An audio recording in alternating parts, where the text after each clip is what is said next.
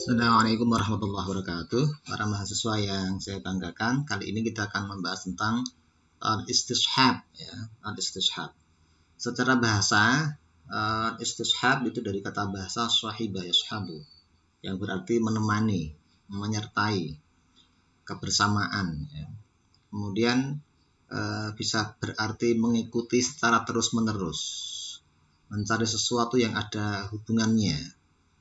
Secara istilah, para ulama fikih mendefinisikan istishab adalah tetapnya hukum pada masa lalu sampai ada dalil yang mengubah ketetapan hukum tersebut.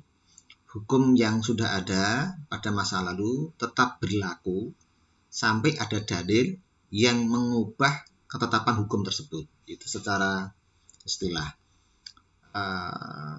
Istilah yang lain, al-hukmu ala syai'in bima kana tsabitan lahu aw manfiyan anhu li'adami qiyamid dalil ala khilafihi.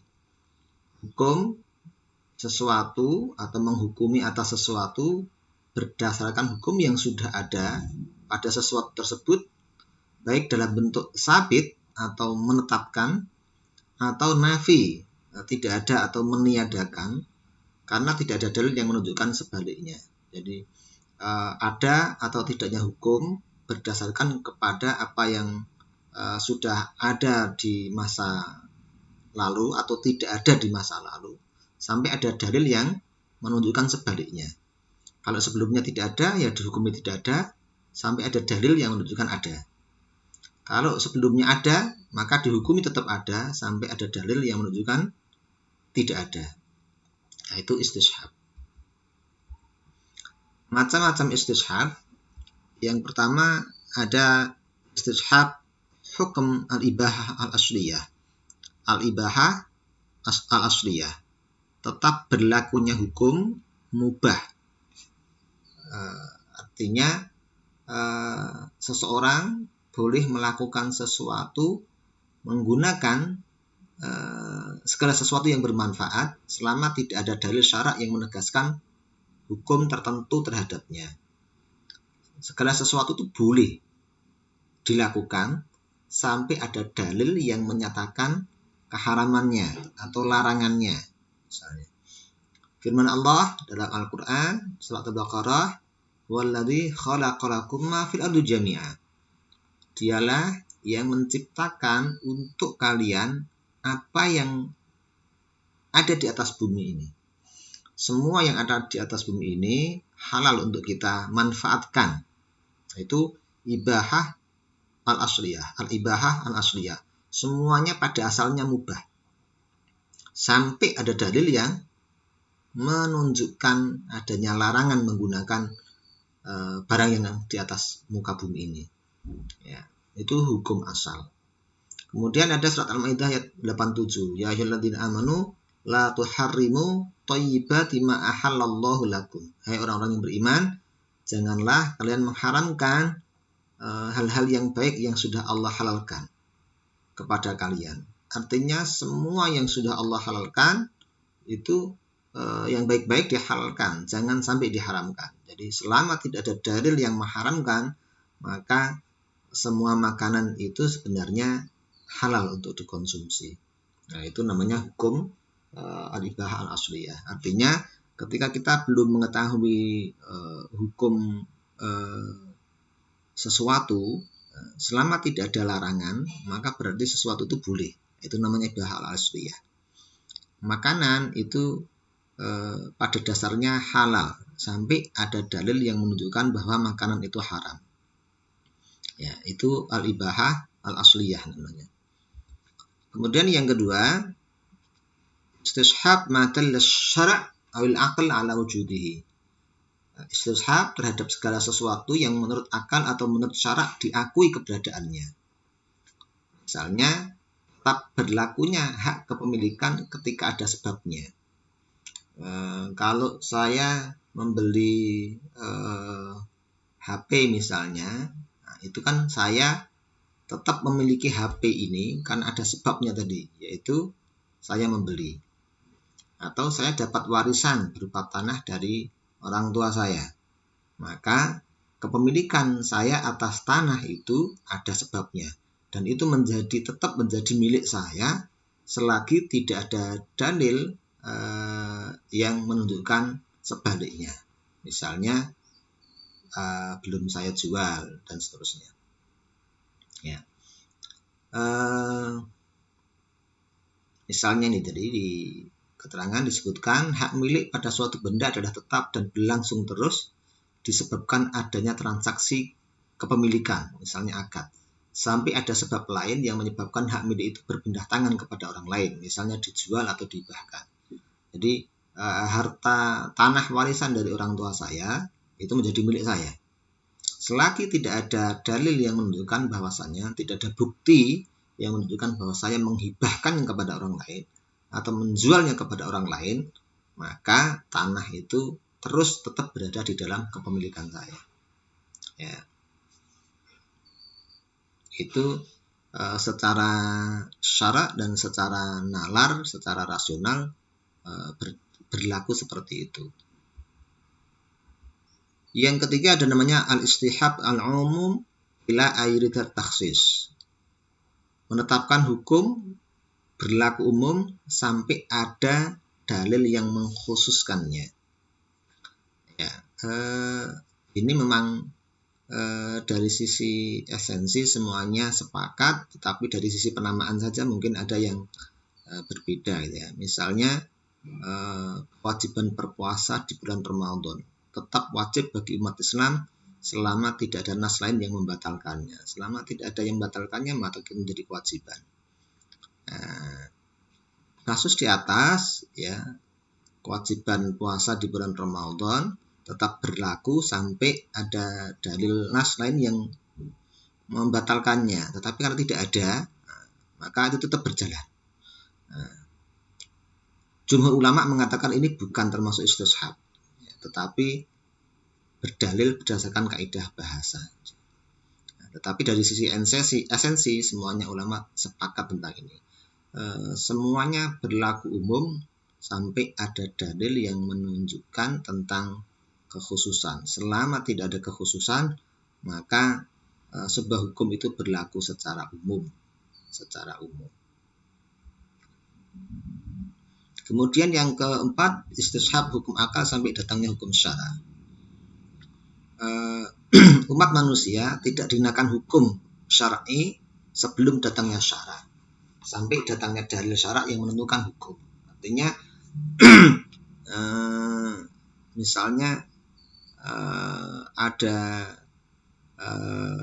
orang yang berada di wilayah yang tidak dikenai atau tidak mendapatkan dakwah, ya, berada di wilayah terpencil yang tidak ada orang yang menyeru kepada Islam di sana, maka orang seperti itu tidak dikenai hukum syara. Karena apa? Perintah atau larangan belum sampai ke dia, ya. Selagi tidak ada dalil yang menunjukkan tentang perintah untuk melakukan hukum syara, maka tidak ada kewajiban hukum syara terhadap orang itu, karena tidak ada dakwah yang sampai kepada dia, ya. Dalam Al-Quran banyak ayat yang menjelaskan tentang ini, ya. Dan kami tidak akan menganggap suatu kaum sampai kami mengutus orang rasul kepada mereka. Wa ma kunna mu'adzibina hatta nab'atsa rasulah. Kami tidak akan memberikan sanksi hukum kepada suatu kaum sampai Allah mengutus rasul kepada mereka. Artinya hukum syara tidak berjalan, tidak dikenakan hukum itu sampai ada yang menyampaikan tentang perintah dan larangannya. Itu yang dipakai adalah al-istishab. Kemudian ada istishab hukum yang ditetapkan berdasarkan ijma' tetapi keberadaannya diperselisihkan. Istishabul hukmi ats-tsabiti bil ijma'i fi mahallin niza'. Misalnya, jika orang tidak mendapatkan air untuk berwudu, maka ulama sepakat ijma' bahwa ia boleh tayamum. Ini sepakat namanya. Ada ijma' bahwasanya boleh tayamum karena tidak adanya air. Akan tetapi jika di tengah sholat, setelah tayamum kemudian sholat, di tengah sholat kemudian turun hujan, bagaimana hukumnya? Tadi kan ada ijma menyatakan boleh tayamum. Kemudian ketika sudah sholat, di tengah sholat kemudian turun hujan, artinya air kemudian ada. Bagaimana hukumnya? Pendapat pertama mengatakan menggunakan istishab ijma. Artinya ijma yang ditetapkan sebelumnya tentang bolehnya tayamum, bolehnya sholat menggunakan tayamum, itu tetap berlaku. Sehingga sholatnya tetap sah, tetap jalan. Ya. Karena apa? Memberlakukan ijma tentang sahnya tayamum sebelum datangnya hujan tadi. Jadi tadi tayamum berdasarkan ijma tentang bolehnya tayamum karena tidak ada air. Kemudian di tengah-tengah itu sholat belum sampai selesai, maka ya sudah, sholatnya tetap sah sampai dia selesai menggunakan hukum yang sudah disepakati oleh ulama tentang kebolehan tayamum tadi. Itu namanya istishab dengan ijma. Tetapi ada pendapat kedua mengatakan istishab seperti ini tidak berlaku. Mengapa? Karena syarat keabsahan tayamumnya batal secara otomatis. Tadi tayamum kan karena tidak ada air, maka begitu ada air, tayamumnya langsung batal. Sehingga sholatnya bagaimana? Ya, sholatnya batal, kemudian segera diganti dengan wudhu. Sholatnya bukan dengan tayamum tapi dengan wudhu. Ini yang terjadi perbedaan pendapat. Tentang kehujahan istishab ada perbedaan memang. Kebanyakan ahlul kalam menganggap istishab tidak bisa dikatakan sebagai hujjah karena tidak adanya dalil itu tidak bisa dikatakan sebagai dalil. Ini kan istishab seolah-olah menjadikan dalil menetapkan hukum itu dengan tidak adanya dalil baru. Maka ulama ahlul kalam menolaknya. Kemudian kebanyakan ulama Hanafi mutaakhir mengatakan hanya hujjah untuk menolak dan menafikan, bukan untuk menetapkan atau memberikan hak. Jadi misalnya ada seseorang yang mendapatkan hak, maka menetapkan hak itu tidak boleh dengan istishab. Tetapi kalau menolak sebuah hak, maka boleh menggunakan istishab. Kemudian kebanyakan ulama Maliki, Syafi'i dan Hambali mengatakan hujjah untuk menafikan atau menghilangkan hak maupun untuk mensabitkan atau menetapkan hak. Nanti akan ada beberapa contoh terkait ini. Misalnya begini, seorang suami istri ya, itu tetap berada dalam posisi sebagai suami istri sampai ada dalil yang menyatakan bahwasanya keduanya bercerai. Laki-laki perempuan dia punya akte nikah, surat nikah ya. Maka mereka berdua tetap dihukumi sebagai suami istri sampai ada dalil yang menunjukkan bahwasanya keduanya bercerai. Dalil itu apa? Bukti itu apa? Misalnya adanya surat cerai. Jadi selagi tidak ada surat cerai, maka kedua orang itu dihukumi sebagai masih suami istri. Dan berlaku segala hak dan kewajiban yang terkait dengan suami istri. Misalnya jika yang laki-laki wajib memberi nafkah, kemudian jika misalnya salah satu meninggal bisa saling mewarisi, ya. Itu namanya menetapkan hak berdasarkan istishab. Gitu. Jadi selagi tidak ada dalil baru, maka yang lama tetap berjalan. Contoh yang lain misalnya dalam istishab perundang-undangan, ya, sebuah undang-undang itu tetap ketentuannya berlaku sampai ada aturan atau undang-undang baru yang merubah ketentuan dalam undang-undang itu. Jadi undang-undang tahun 1945 itu tetap berjalan, tetap berlaku sampai ada amandemen terhadap undang-undang itu. Selagi tidak ada amandemennya maka tetap berlaku. Nah, itu istishab namanya. Ya.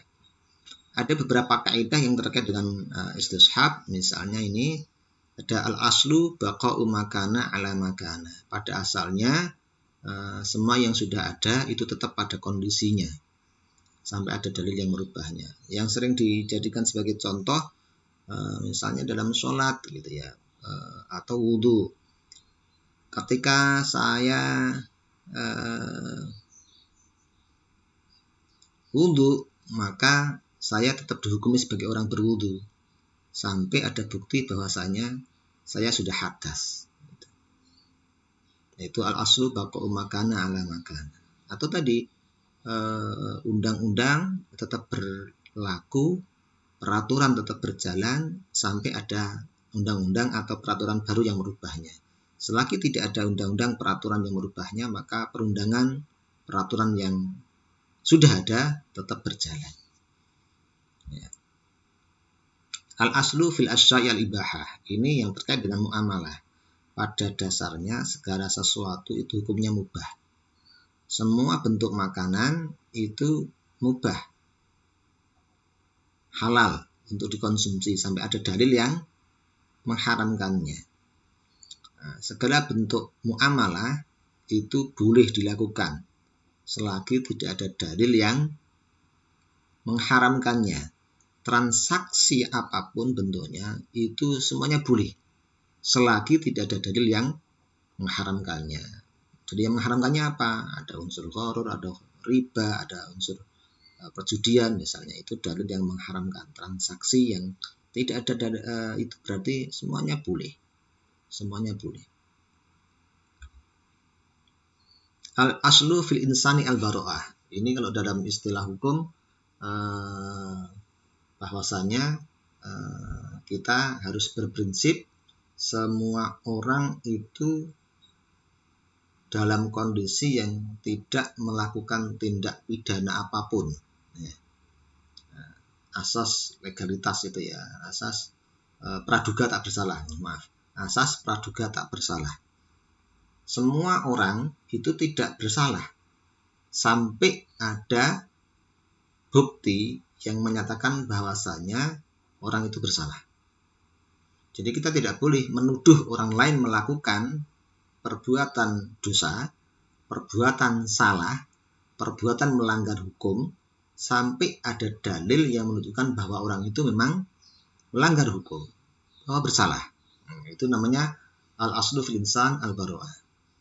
Atau saya tidak mungkin mengatakan bahwasanya si A berhutang kepada saya sampai ada dalil yang menunjukkan bahwasanya ada catatan si A berhutang ke saya. Jadi nggak bisa saya ngerti datang kepada orang, kamu bayar hutangmu ke saya. Karena apa? Pada dasarnya semua orang itu bebas dari tuntutan hukum, dari hutang piutang dan sebagainya, sampai ada dalil yang menunjukkan bahwasanya ada hutang piutang, ada tindak pidana. Jadi semua orang pada dasarnya bebas dari semua tuntutan, bebas dari semua bentuk pelanggaran hukum, sampai ada dalil yang membuktikan sebaliknya. Nah, sabata bil yaqini la yazulu bisyaqi wa la yazulu illa biyaqinin mislihi. Segala sesuatu yang ditetapkan berdasarkan keyakinan tidak bisa hilang dengan adanya keraguan. Dan tidak bisa hilang kecuali dengan keyakinan yang semisalnya. Ini misalnya yang sering dijadikan contoh adalah rakaat sholat misalnya. Jika Anda ragu apakah Anda sholat itu 2 rakaat ataukah 3 rakaat? Ya. Dari kasus ini bisa diketahui bahwasanya berarti jumlah yang diyakini itu adalah 2. Keraguan itu ada pada rakaat yang ketiganya. Nah, berarti ragu apakah sudah 3 apa belum. Kalau 2-nya berarti sudah yakin. Apakah sudah 3 atau belum? Maka dalam kasus ini ulama menetapkan bahwasanya berarti orang itu harus berdasarkan kepada keyakinannya bahwasanya dia baru mengerjakan 2 rakaat. 2 rakaat. Kemudian misalnya dia jadi imam, ragu, ini 2 atau 3 ya, gitu ya. Kemudian dia harus membangun kepada keyakinannya, berarti ini 2. 3-nya itu adalah keraguan, maka dia harus yakini bahwasanya baru 2 rakaat. Kemudian dia duduk untuk tasyahud awal misalnya. Ya.